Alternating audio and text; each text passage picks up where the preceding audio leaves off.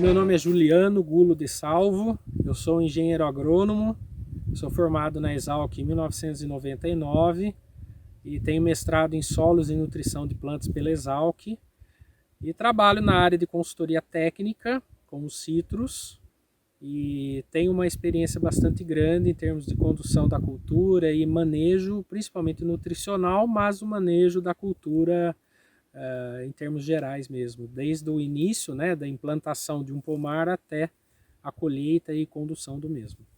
Estamos aqui em um pomar cítrico. Eu gostaria de falar um pouquinho sobre a importância do equilíbrio nutricional para as plantas cítricas, visando um excelente florescimento e, consequentemente, pegamento dos frutos. Então, hoje a citricultura é uma atividade que é afetada por uma doença muito grave, que é o greening, causado por uma bactéria, e essa doença ela promove grandes perdas em relação à cultura, dificultando muito a produtividade das lavouras, tanto em termos de produtividade como também em termos da qualidade dos frutos.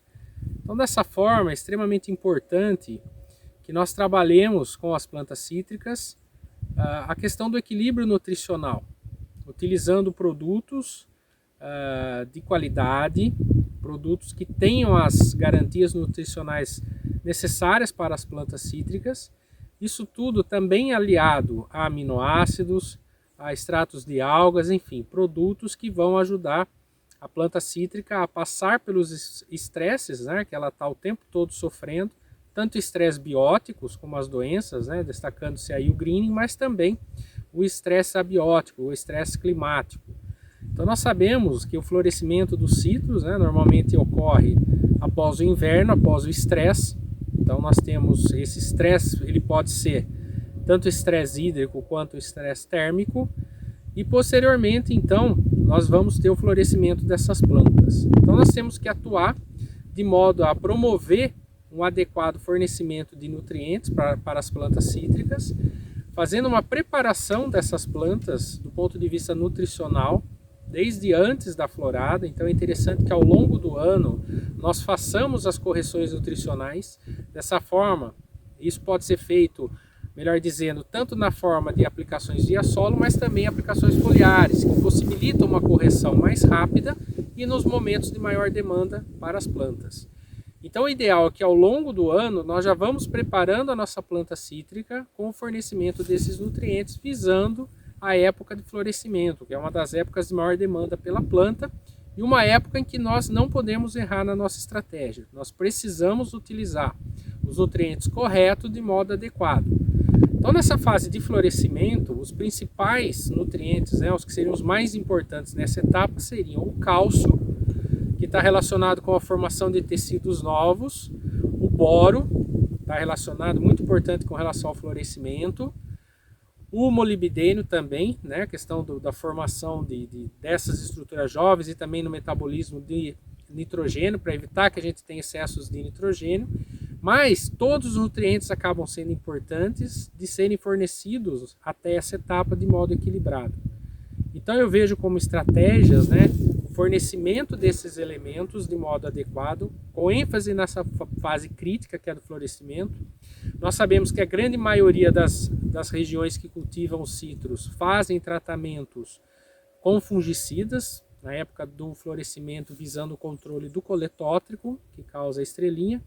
Então nessa etapa é muito importante aliarmos o fornecimento dos nutrientes. Então principalmente nessa fase, retomando o cálcio, boro, molibdênio principalmente. Podemos já utilizar algum extrato de água, podemos utilizar aminoácidos de acordo com variedade, com o aspecto da cultura, enfim, com o histórico de condução daquela área. Então essa etapa de florescimento ela pode ser mais ou menos longa, dependendo então de variedade, de clima, enfim, alguns fatores que podem determinar a duração desse período de florescimento. E durante toda essa etapa, como há o controle desse fungo, nós aproveitamos para colocar os nutrientes de modo adequado e fornecendo também nessa etapa.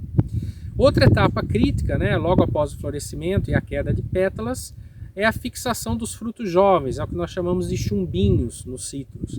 Esses frutos jovens, eles são muito sujeitos à queda, principalmente devido a questões climáticas. Então é muito comum nessa época, às vezes, a gente ter eventos como uma frente fria, variações, amplitude térmicas muito altas dentro do mesmo dia. Isso acaba favorecendo a queda de frutos, o abortamento de frutos. Então, como é que nós podemos trabalhar para evitar isso? Nós podemos atuar no fornecimento dos nutrientes, então nessa etapa aí, destaque para o cálcio, mais uma vez, e o boro, aliado também ao uso de extratos de algas e aminoácidos. Sempre lembrando que é muito importante nós conhecermos a fonte desses aminoácidos, a concentração desses aminoácidos e também do extrato de algas. Interessante que a gente tenha informações do tipo de alga, concentração, tudo isso para que nós possamos decidir da melhor forma um tratamento adequado para promover uma máxima fixação dos frutos. Nós sabemos que há uma queda fisiológica de frutos, né? A planta, existe um abortamento natural, mas nós temos que atuar dando toda a condição para a planta fixar o maior número possível de frutos. Lembrando então que além do estresse abiótico, nós temos a questão das doenças, principalmente o greening, atuando nessas etapas. Então, a nossa missão qual é? É minimizar os estresses e fornecer o máximo de nutrientes nos momentos mais adequados para essa planta, para que ela nos responda em termos de produtividade. As algas marinhas, elas passam por um processo de alto estresse do ponto de vista climático, né? Então, normalmente as algas são originárias de regiões de águas frias, né?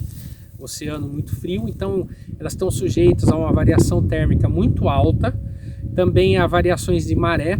Tudo isso faz com que a alga desenvolva mecanismos próprios de tolerância ao estresse e com isso ela tem um equilíbrio em termos de hormônios e em termos de compostos como flavonoides e outros compostos, polióis, oligosacarídeos, enfim, outros compostos que são bastante importantes de serem utilizados na agricultura de modo geral e principalmente na citricultura. Então, a partir do momento que a gente obtém um extrato dessas algas, através de um processo adequado de obtenção dessa matéria-prima e processamento, nós conseguimos um produto de alta qualidade e que vai nos auxiliar muito com esse equilíbrio hormonal na questão do florescimento e pegamento de frutos. Então, os trabalhos mostram que o uso de extratos de algas melhoram a floração. Então, é comum a gente ter uma resposta de florescimento mais uniforme, um florescimento mais intenso e, consequentemente, nós conseguimos também auxiliar no pegamento e desenvolvimento desses frutos jovens também. Os aminoácidos também são importantes, né? A planta ela produz alguns aminoácidos e muitos aminoácidos estão relacionados também com a questão do estresse e a resistência ou a resposta às doenças, né? Então existem diversos trabalhos envolvendo, por exemplo, glicina, betaína e muitos outros aminoácidos que estão relacionados com respostas positivas das plantas, tanto ao estresse abiótico quanto ao estresse biótico. Então são produtos assim são produtos muito interessantes para serem usados, principalmente nessas etapas de maior demanda da cultura, que seriam o florescimento e também a frutificação, o início da frutificação. Então, no período de florescimento e no período de pegamento dos frutos, né, quer dizer, pós-florada, é muito importante que a gente realize um controle fúngico adequado, né? Então, a cultura dos citros ela é muito afetada por fungos. Então, no florescimento, nós temos o coletótrico, que ocasiona a podridão floral, ou mais conhecido como estrelinha, que é o apodrecimento das flores, né, principalmente associado ao florescimento em épocas mais chuvosas ou épocas que a gente tem umidade do ar e um molhamento maior. Então é extremamente importante, é uma doença que causa perdas muito grandes quando ela ocorre. Então é muito importante a proteção dessas plantas visando o controle desse fungo. E no pós-florada, já nos chumbinhos, a gente tem uma série de doenças que já se iniciam causadas por fungos. Então aí nós destacamos a verrugose, a melanose, e aí a gente já começa muitas vezes o controle também da pinta preta, que é uma das doenças fúngicas mais problemáticas também na cultura dos citros, afetando praticamente todas as culturas, todas as variedades cítricas, né? Se a gente pensar também nas tangerinas, nós temos o problema da alternária. Então os fungos realmente são um problema para a citricultura e devem ser manejados de modo correto a partir do uso e do posicionamento adequado dos produtos que nos ajudam em seu controle.